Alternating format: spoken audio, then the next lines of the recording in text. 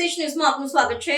સોનગઢમાં તેજસ્વી તારલાઓના સન્માન સમારોહનું આયોજન। તાપી જિલ્લાના સોનગઢ ખાતે ઉમ્મીદે ફાઉન્ડેશન ફ્રેન્ડ્સ ગ્રુપ અને સોનગઢ મુસ્લિમ જમાતના સંયુક્ત ઉપક્રમે તેજસ્વી તારલાઓનું સન્માન સમારોહ યોજાયો। કાર્યક્રમનો મુખ્ય હેતુ શિક્ષણ ક્ષેત્રે ઉત્કૃષ્ટ સિદ્ધિ મેળવનાર વિદ્યાર્થીઓને પ્રોત્સાહિત કરવાનો અને સમાજમાં શિક્ષણનું મહત્વ ઉજાગર કરવાનો છે। આયોજકોના જણાવ્યા મુજબ શિક્ષણ વ્યક્તિના જીવનમાં જ્ઞાન, સંસ્કાર અને સફળતાનો માર્ગ પ્રશસ્ત કરે છે।